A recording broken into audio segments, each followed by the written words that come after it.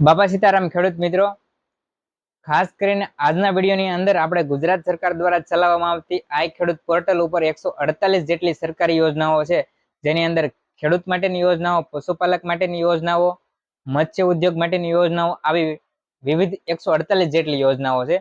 આપણે 2026 ની અંદર 8 થી 10 યોજનાઓની અંદર અરજી કરી હતી.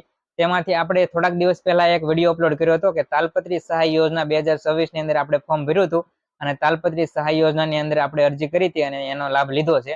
કઈ રીતે અરજી કરવી છે, કયા કયા ડોક્યુમેન્ટો સાથે અરજી કરવી છે અને કેટલા રૂપિયાની સહાય મળશે, બધી જ માહિતી આપણે આપશું. તો આજ આપણે ફ્રી હતા અને આ તમે ફોર્મ જોઈ શકો છો. આ આપણે અરજી કરી હતી તેના જ ફોર્મ છે. આ પણ ફોર્મ તાલપત્રી સહાય યોજના માટેના નથી, તેના આપણે તાલપત્રી સહાય યોજનાનો લાભ લીધો ત્યારે જમા કરાવી દીધા છે. હવે વાત કરવી છે કે આપણે કઈ રીતે અરજી કરી હતી અને કેટલા રૂપિયાની સહાય મળે છે. તો તાલપત્રી સહાય યોજના વિશેની આજના વિડીયોની અંદર આપણે માહિતી જોવાના છે, જેથી કરીને આગામી ખેડૂત મિત્રો આગલા વર્ષે લાભ લઈ શકે છે.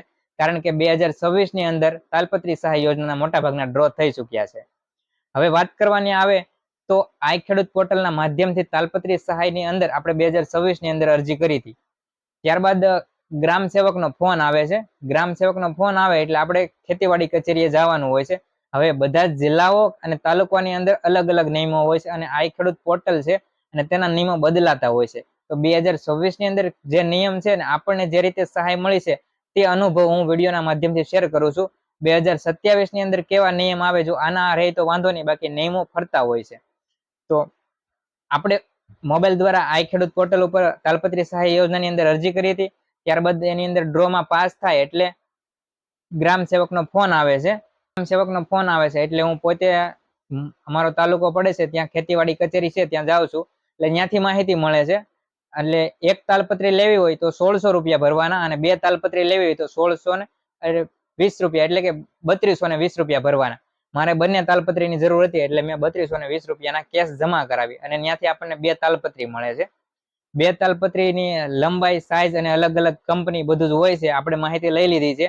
હવે 18x21 ની સાઈઝ હતી તાલપત્રીની અને તાલપત્રી હારી છે. આપણે જે શોર્ટ વિડીયો અપલોડ કર્યો છે તેની અંદર દેખાડી હતી.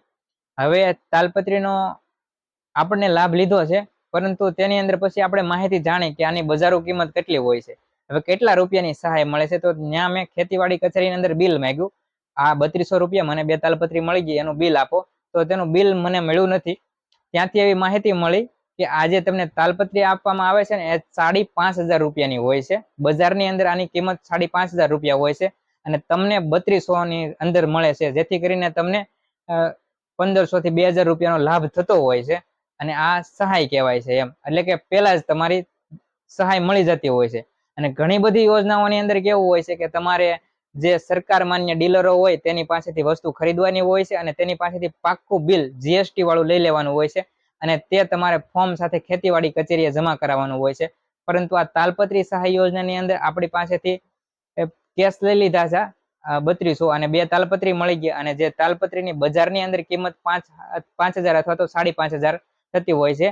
બિલ તો નથી મળ્યું, પણ તેનું જે ફોર્મ હોય છે તેના ફોર્મનો આપણને ફોટો પાડવા દીધો હતો કે ફોટો પાડી લો, કારણ કે આ બિલ અમારે ગ્રામ સેવકને જમા કરાવવાનું હોય છે, જ્યાં ખેતીવાડી કચેરીમાંથી આપણને આવી માહિતી મળી હતી. પછી મેં બજારની અંદર મારા ખાસ મિત્રને દુકાન છે, તાલપત્રી એક્સપોર્ટ ઇમ્પોર્ટ કરે છે અને કરિયાણાની મોટી હોલસેલની દુકાન છે. તો મેં તેને ફોન દ્વારા માહિતી પણ જાણી છે કે મને આ તાલપત્રી ખેડૂત સહાય યોજનાનો લાભ લીધો છે, એની અંદર મળી છે. તો આની બજારની અંદર કેટલી કિંમત હોય છે, તો આપણને જે બે તાલપત્રી મળી છે 3200 રૂપિયાની, તેની વજન જોઈકો તો 31 કિલો વજન હતો.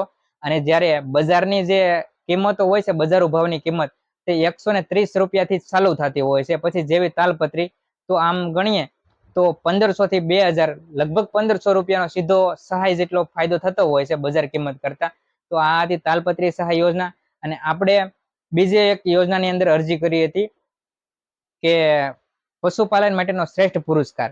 તે અરજીની અંદર આપણા તાલુકા કક્ષાએથી પણ પશુપાલક ડોક્ટર આવ્યા હતા અને જિલ્લા કક્ષાના પણ પશુપાલક ડોક્ટર આવ્યા હતા. અને આપણું તે ફોર્મ રદ થયું છે. કયા કારણા માટે રદ થયું છે અને આગામી વર્ષો જો ખેડૂત મિત્રો તેની અંદર અરજી કરે તો તમારે શું શું કરવું જોઈએ, શું નિયમો છે, બધી જ માહિતી હું આગળના વિડીયોની અંદર આપી. તેના માટે જો તમને માહિતી સારી લાગતી હોય તો ચેનલને સબસ્ક્રાઇબ કરી દેજો અને ફેસબુકને ફોલો કરજો.